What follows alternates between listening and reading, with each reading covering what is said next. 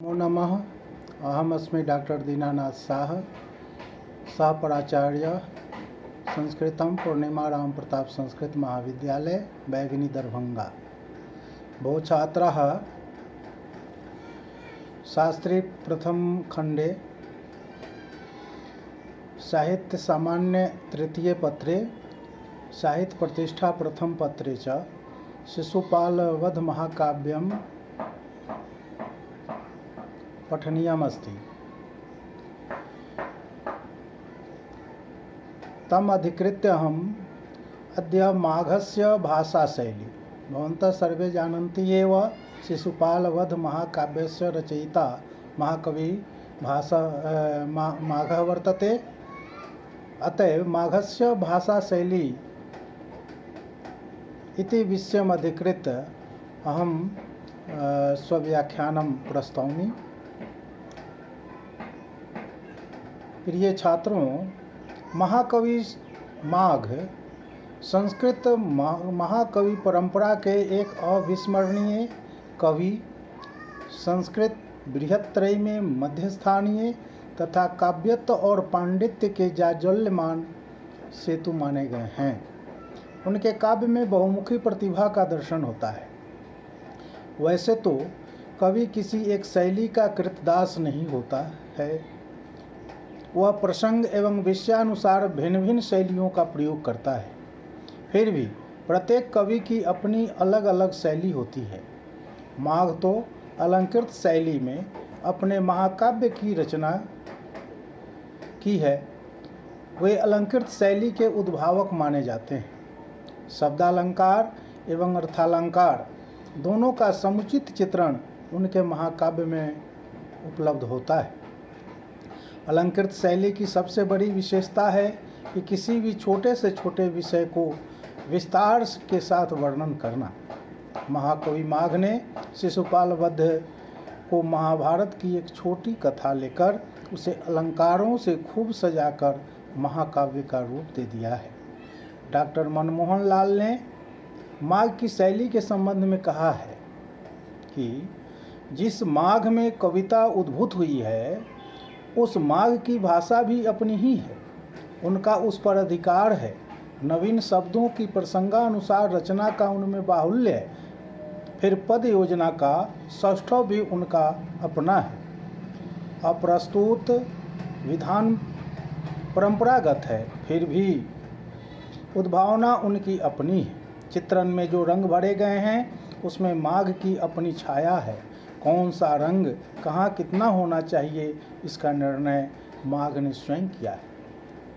श्री चंद्रशेखर पांडे ने माघ की शैली के संबंध में लिखा है, माघ की पदशया इतनी अच्छी है कि कोई भी शब्द अपने स्थान से हटाया नहीं जा सकता। आचार्य पंडित बलदेव उपाध्याय का कथन है कि माघ के प्रवीण पद्य उस गुलदस्ते के समान है जिसे माली ने अनेक रंगीन फूलों के मंजुल मिश्रण से तैयार किया है और जो खूब कटे छटे नपे तुले विदग्ध जनों के मनोविनोद के लिए प्रस्तुत एक नयनाभिराम कलात्मक पदार्थ होता है। महाकवि का संस्कृत भाषा पर पूर्ण अधिकार है। व्याकरण शास्त्र के भी निष्णात हैं। उन्होंने अपने को महावैयाकरण के रूप में प्रकट किया है। व्याकरण की नीरस परिभाषाओं को उन्होंने अपनी मनोरम उपमाओं के द्वारा सरस बनाया है। माघ काव्य शास्त्र के सिद्धांतों के ज्ञाता हैं।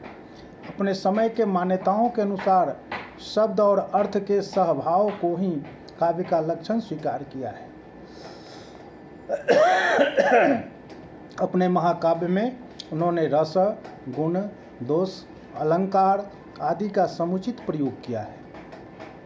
उनके काव्य में रसध्वनि और भावध्वनि का प्रचुर मात्रा में प्रयोग हुआ है। उत्तम, मध्यम और अधम इन तीनों काव्य भेदों को वे स्वीकारते हैं। उन्होंने अनेक चित्रालंकारों का हृदयाकर्षक वर्णन किया है। उन्होंने अपने महाकाव्य के एक श्लोक में 19वें सर्ग का 114वां श्लोक जिसमें एक ही अक्षर द का प्रयोग किया गया है। द्रष्टव्य है दाद दो दुद दुदादी दाद दो दूद दी ददोह दुद्दा दंग दद दे दुद दे दादा दद दो दद। प्रसंगानुसार पदावली के प्रयोग में वे कुशल हैं।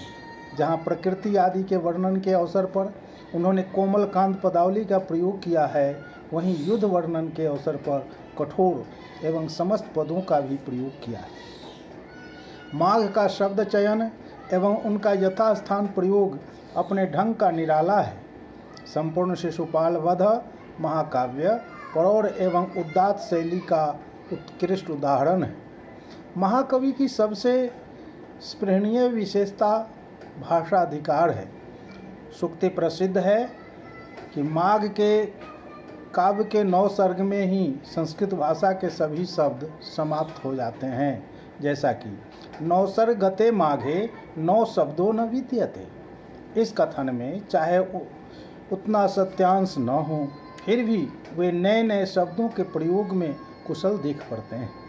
उनकी शब्द योजना एवं पद लालित्य अत्यंत रोचक है। लालित्य पूर्ण भाषा का एक उदाहरण देखा जा सकता है।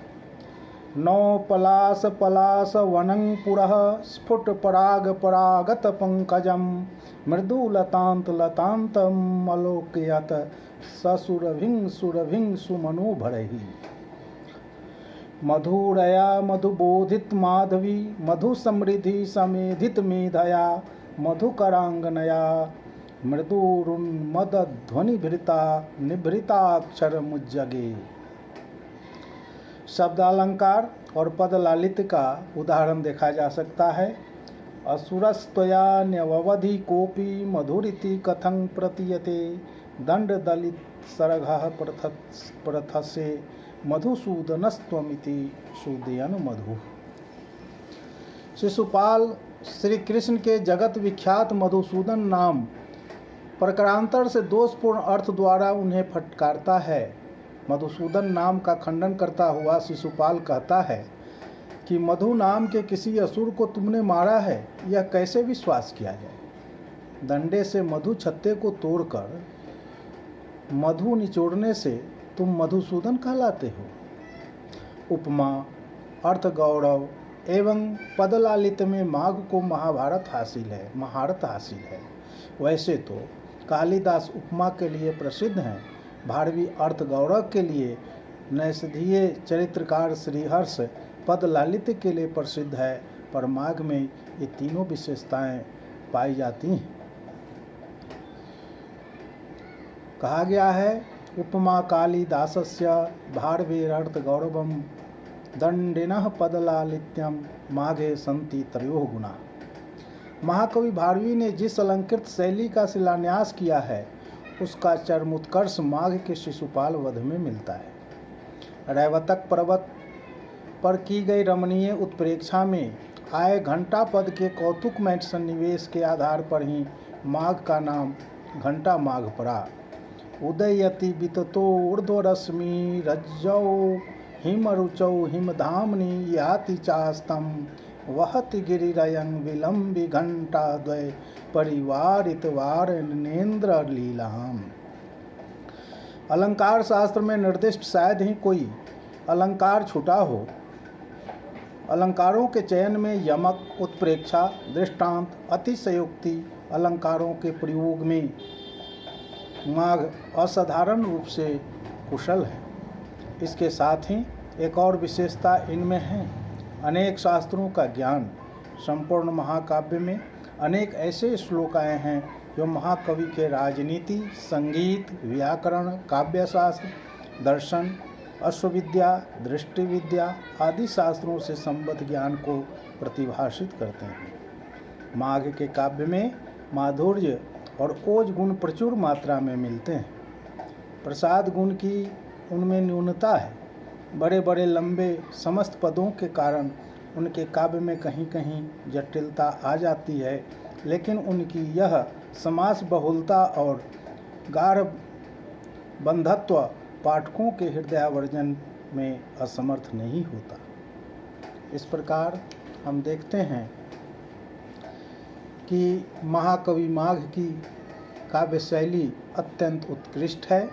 इनमें तीनों उपमा, अर्थ गौरव एवं पदलालित्य, ये तीनों गुण समाहित हैं। इसलिए ये उत्कृष्ट कवि और इनके काव्य हम लोगों के लिए अध्ययन करने का विषय बना हुआ है। अध्ययन करना चाहिए और इससे लाभान्वित होना चाहिए। आज इन्हीं शब्दों के साथ अपनी वाणी को विराम देता हूँ। धन्यवाद।